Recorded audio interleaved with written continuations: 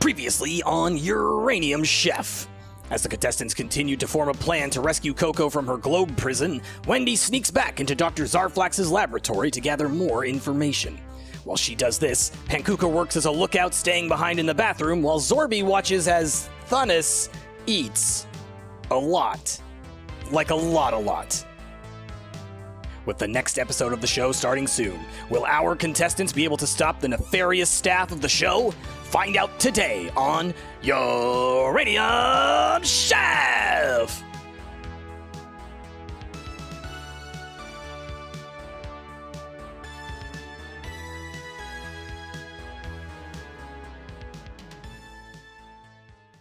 What are y'all doing? I'm eating all the chocolate-covered snails. Zorby? I'm just looking at him disappointedly. Like a dad? Disappointed dad look? A little bit. I'm like, this is going to be my son. What? How much can you fit in there? So back to Pankuka and Wendy. Oh, Macron's there too, by the way. In the bathroom? No, with them. Oh, okay. He's egging Thunnis on. He was in the bathroom with us. He said he's that. Thunnis, show me how many chocolate snails you can fit in your mouth. Whenever I think you can't impress me more, you find a way. So, back to the bathroom. All right, Pankuka.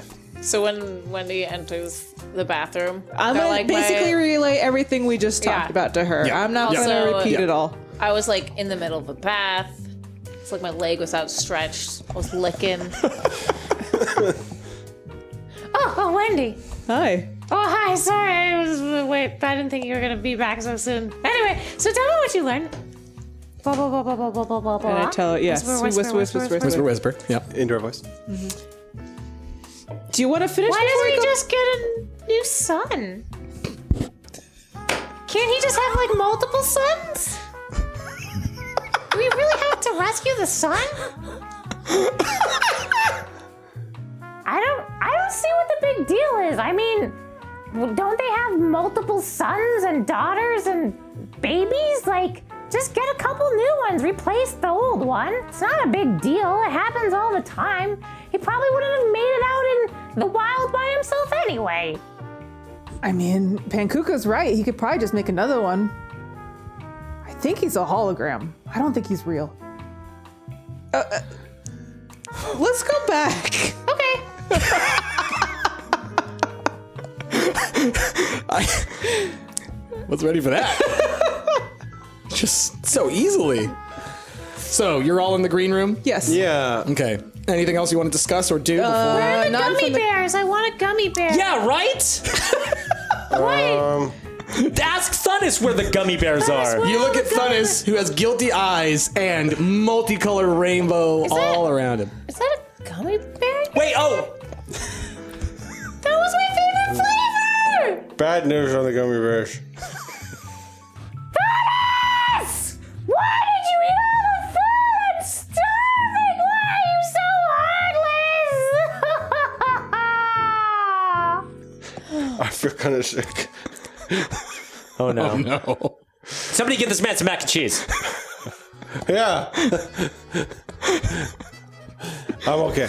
Okay, good. A little robot comes in with a little plate of mac and cheese. Did someone order some mac and cheese? Wait, can I just ask you for gummy bears and you'll bring me more? Of course. Will you bring me more gummy bears, please? Another robot comes behind him. Would you like some more gummy bears? Ooh, gummy bears. God, no, Thunnis! These are my Zorby, right as you're about to reach in and get some gummy bears, Holly appears. All right, everyone, put that food down. It's time to start the show. Holly! Hi, Thunnis. Are you ready for the show? Yeah. Can I be a judge now? I'm a judge now. You're a contestant. You're not a Thunnis? real judge. Listen, you're already at -20. Calm down. I like your gumption. Perhaps in a future season, we'll bring you on as a special guest judge. I like this. I like where this is going. Thanks, Holly. So Holly ushers you outside of the green room, away from the gummy bears, and Zorby, I saved you too. thank you. And so, the show proper begins. Dr. Durian appears. All right, everyone. We had ourselves quite the unique episode in the past. One of the contestants disappeared miraculously on the previous episode. We don't know what happened at all. There's no way we could know what happened with fell in the other love. contestant. We don't know. So, we're going to go ahead and move forward with the show without acknowledging that in any way, shape, or form other than what I just did. So, on this episode, there will not be anyone leaving. Instead, the competition will be for an advantage going into the next round. Whoever wins this will have a leg up, or a tentacle or a fin, up on the other opponents. Isn't that right, Holly? That is right. But let's stop talking about what's going to happen and let's get right to it and introduce our contestants once again. And here they come. And the first person to walk through is Macron. And he's like, oh, what a wonderful show. I'm so excited and so ready and so drunk.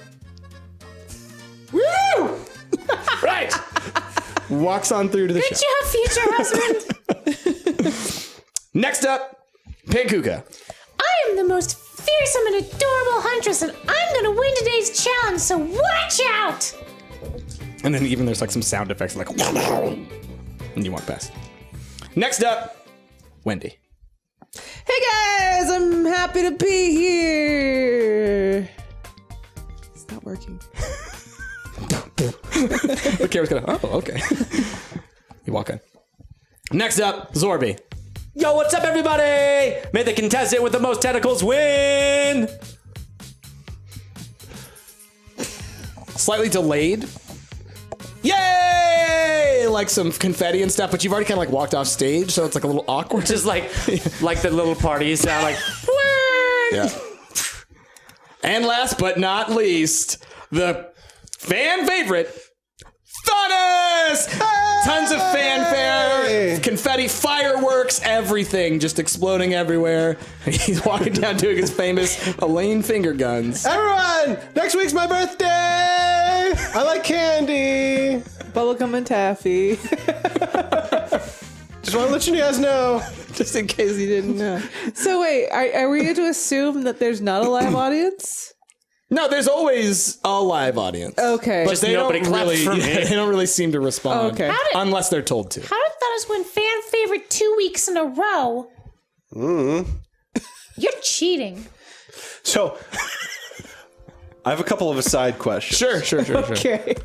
One, when Dr. Durian says we have no idea what happened to Coco, was anything in that world broadcast to the audience? Oh, or plenty. Was it just not the Plenty. end was not broadcast? No, like most of it was. Okay.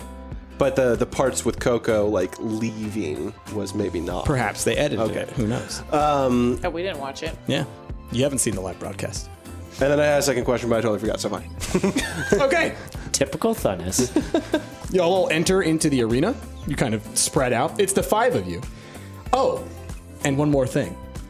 As with our previous challenge, you will all be taking on one of our house chefs. That's right. Another favorite. The Uranium Chef! And so the lights dim. And then kind of sprays of frost shoot up into the air. And then flames coming across. And then some water showers kind of fall. And then lastly, some plants start to kind of spiral around the entrance that you all came through. And out walks the Uranium Chef. She's about 10 feet tall, long, skinny arms and legs. And you would probably say that like what she most looks like is kind of like a fawn. Ever seen Pan's Labyrinth? Kind of like a really creepy looking fawn. She's also very kind of wood-like, very plant-like. She has leaves and flowers and all kinds of things in her hair, and her clothing is very flowy and whatnot. Man, space is so diverse. We got fish people, we got cat people, now we got tree people. It's so cool. Tree person. Pretty cool, I guess. I mean, where's the ocean person? You know what I mean? Is there gonna be a fire person? Oh, I guess there was. Yeah, tree person's pretty cool. I don't see what the big deal is. I mean, don't they have multiple sons and daughters and babies? Like, just get a couple new ones, replace the old one. It's not a big deal. It happens all the time. He probably wouldn't have made it out in the wild by himself anyway. Oh, the Uranium Chef. I've seen her before on previous episodes. She was never on my season, but she's so beautiful. Oh my gosh, I want to be pretty just like her one day. Do you think they got one of those guys for Lord of the Rings? I should rewatch that movie. Zorby, where's that channel? Start at 1. Work your way up. There's so many ones. Yep. An infinite number of them. I hate you. I love you. Oh, hi! Judge Thennis. Pleased to make your acquaintance. Don't forget. You're freaking out. You recognize her from previous seasons. She is quite the opponent. And where the Promethean Chef is known for his kind of fiery personality and his kind of explosive aggression, she's much more cool and methodical. Is the Promethean Chef still around? Like in... He's not on the show, but I mean, he still exists. Sure. Yeah. No. He was only there for the previous episodes. Okay. I'm a contract worker, Thomas. Out of character. Yep. Was she on the season that I was on? No. Okay. But you would know her. You would know of her. Yes. So, the Indian Chef kind of walks through and she's like, I understand food at a level that none of you could comprehend. I understand the makeup of food because being that I am myself a constantly shifting and changing organism, I change like the food does, like the wind or the trees. Oh, we gotta destroy her. Like food to poop? You are crass and childish, and that is why I will defeat you. Can I get your autograph? Sure.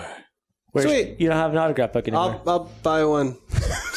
He's got another cheek, it's fine. So she, kind of like floats almost into the arena. And where the Promethean Chef had kind of robot assistants that followed behind her, she has a whole number of small, stunted kind of tree ants. They're like tiny little woodland little creatures made of wood, little trees with arms and legs and things that kind of scamper into her arena. And already they start, moving things around, just like the Promethean Chefs did. Is she the one true Entwife? The one true Entwife.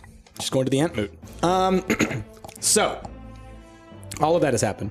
And then, in the center of the arena, near where the judges' table is, the lights spotlight right into the center. Everything else dims. And the chairwoman appears, a hologram. So, as has always been tradition, these final challenges are something inspired.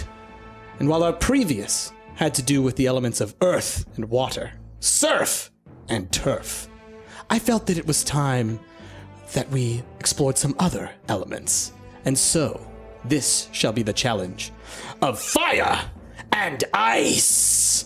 And huge flames erupt from the ground, and showers of ice, a little mist kind of fall down, and she pulls back the curtain to show the secret ingredients. And it is battle. Egg! Egg? Egg? I love eggs! Eggs? Egg! Egg? Eggs! And so you see before you a number of different sizes and shapes of eggs. Oh my all God. different kinds of eggs that belong to different types of creatures. Oh, man. Where's Chris? He would have loved this. Right? And so, she explains to you what the challenge is. In this challenge, each of you, as individuals, not as groups, will be expected to create 2 dishes. Each dish must represent either fire or ice, hot or cool. You must have spicy and cool, creamy flavors mixed throughout. 1 main dish and 1 dessert. And you must supersede my expectations. Yes. Is it crucial that we keep the hot and the cool?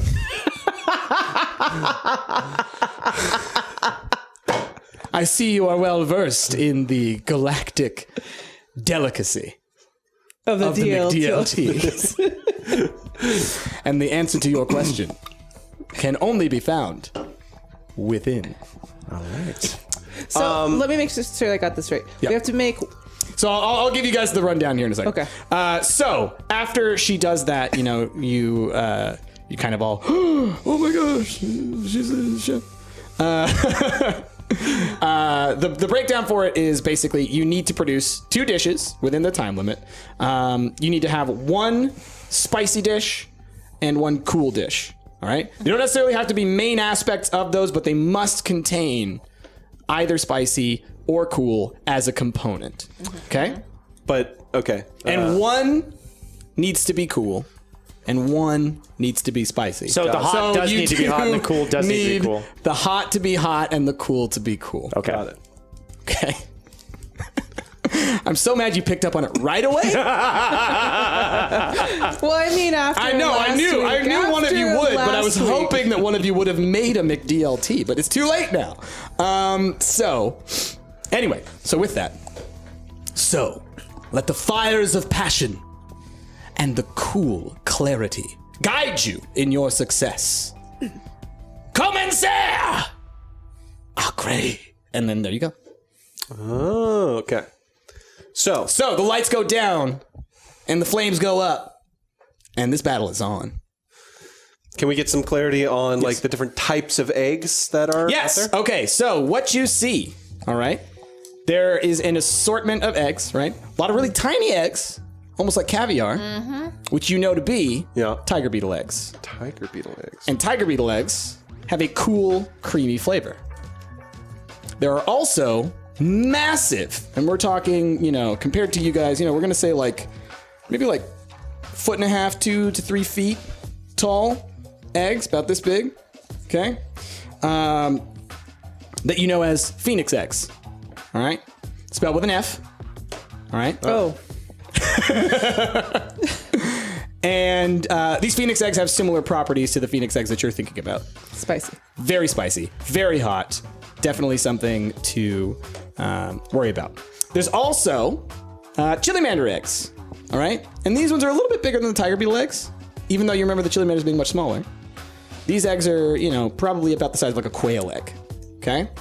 And you know those to be spicy as well. And then finally, there are Neptunian Leviathan eggs. And these things are massive. There's basically just one of them sitting in the middle of the arena. And it is taller than Thunus. And Neptunian what? Neptunian Leviathan eggs. And these are known to be cool and creamy as well. They're quite the delicacy, very hard to get a hold of, and within them they house the potential to devour universes. Wait, what? Well, it's a Leviathan. But it's a baby. It's just an egg. Don't worry Is about it going to hatch during the process of this thing? Hopefully not. Eggs! You know who would have loved these eggs? Chris would have loved these eggs. Ah, Chris. Good guy, Chris. Oh, I wonder what he's up to. Oh, he's stuck in the globe! I love eggs. They're so tasty. I could fit like 17 in my mouth. Nom, nom, nom, nom, nom. I can't wait. I'm gonna own this. I'm gonna still win Uranium Chef, and then we're gonna destroy Uranium Chef. But I'm gonna win this egg battle. And I'm gonna fry up them eggs. And I'm gonna eat them eggs, and it's just gonna be delicious. Dude, I love eggs. I love flan. I like omelets. I like scrambled eggs. Eggs are just delicious. Though that Leviathan egg, I think we could do something with that. At this point, I don't even care about winning this competition, knowing how evil these people are, so I'm trying to hatch a plan. To get one of these Leviathan eggs and then maybe incubate it and then hatch it and then just end the entire show with a Leviathan. This could go pretty well. Eggs are people's children. So, anyway, those are the eggs. Those are the ingredients. Let's find out who's going first. I push everybody out of the way. So everybody roll a quick.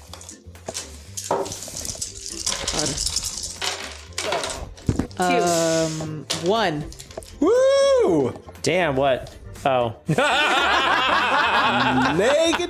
-3. That seems like One as well. One, two, -3. -3. So Okay. you Said woo, I was like, oh. So That is the worst roll you That could was possibly. all negatives. That was all negatives. So it's going to start with the Edenian chef. it's how you spell it, Edenian. Yeah. Then it's Pankuka. Don't you mean just Firestar for the Edenian chef? It's Firestar. I think I spelled that right. No, I didn't. I spelled it with an A. I spelled it with an A too. Then it's Macron. Zorby, what's your actual quick stat? 2. And what's your quick stat? 1. Okay, and you both rolled a 1, right? No. We both those rolled a 1. two. He rolled a -3. Oh, you rolled -3, excuse me. You two, so what's your quick stat? 1. 1, and yours is 2? Yes. Okay, so Zorby goes first. Then Wendy. Then Thomas. Okay, so that's the order. So there are going to be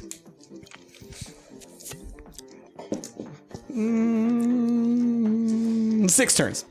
In my head, I was like, it's somewhere in there. So we'll go 6 turns. And you, within this time limit, you need to make 2 dishes. All right? You all remember the rules for making dishes? Yes. And Kuka, you... Sort of. So, the Edenian chef goes first. And she kind of gestures in the direction of the center point, and all of her little woodland characters. Instead of them actually stepping into the little circular ring, they form into like a bridge over into the center. And she walks across, grabs herself one of the phoenix eggs, and then walks gingerly back over to her point. Oh, that seems like cheating. She can do whatever she wants. How many of each of these eggs are there? Is there only one phoenix egg and that's it? There's only one Leviathan egg. Okay. There are several phoenix eggs. Okay. You know, you could probably get one. And then of the other, the chili mander and of the tiger beetle eggs, there's thousands. Okay. Okay. So that's all she does. She goes and gets those. All right. So Before we get too far, you said something about the Leviathan egg what about being it? a destroyer of whatever. Universe. Oh, it has the capacity to devour universes.